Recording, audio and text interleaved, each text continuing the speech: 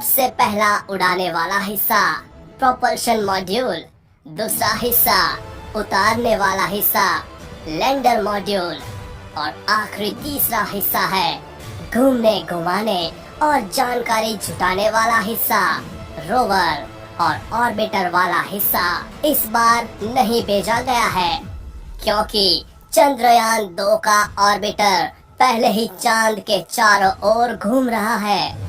इसरो इसी का इस्तेमाल करेगा और जैसे ही चंद्रयान 3 चांद के 100 किलोमीटर के दायरे में पहुंच जाएगा, प्रोपल्शन मॉड्यूल से लैंडर अलग हो जाएगा।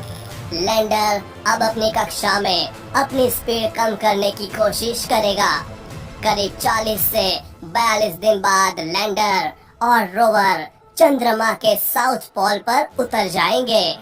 चंद्रयान 3 की चंद्रमा पर लैंडिंग 23 अगस्त की शाम 5:47 पर रखी गई है, लेकिन वहां सूर्योदय की स्थिति को देखते हुए इसमें बदलाव हो सकता है।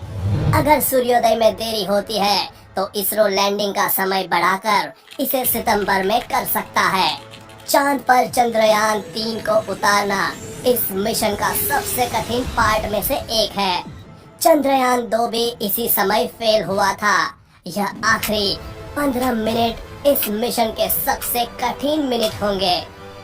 इस बार चंद्रयान 3 के लैंड करने के लिए 2 स्थान निश्चित किए गए हैं। अगर एक स्थान पर यह नहीं उतर पाता है तो इसको निश्चित किए गए दूसरे स्थान पर उतारा जाएगा। जैसे ही स्थान निश्चित हो जाएगा, उसके बाद चंद्रयान 3 सॉफ्ट लैंडिंग का प्रयास करेगा।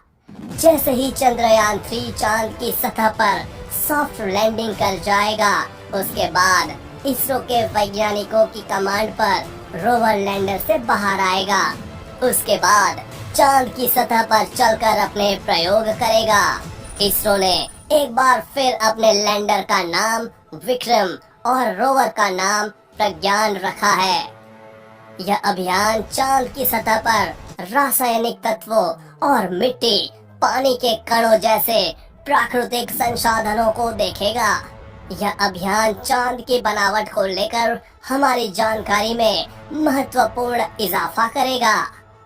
वैज्ञानिक परीक्षण के लिए यह अंतरिक्ष यान अपने साथ कई उपकरणों को ले जा रहा है, जिसमें सिस्मोमीटर भी शामिल है, ताकि चांद के भूकंप को मापा जा सके। वैज्ञानिक इस तरह के परीक्षण से चांद की सतह के तापमान और वहां के वातावरण के अन्य तत्वों को जान सकेंगे।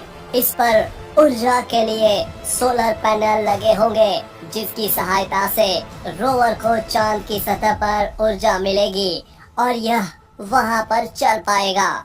जानकारी के लिए बता दें कि इस मिशन को यानी कि रोवर और लैंडर को 14 अर्थ डेज के मिशन पीरियड के लिए ही इनिशियली डिजाइन किया गया है। हालांकि अगर सब कुछ सही रहा तो 14 दिन बाद इस मिशन को एक्सटेंशन मिल सकता है, लेकिन फिलहाल के लिए इसरो के पास 14 दिन का ही समय होगा।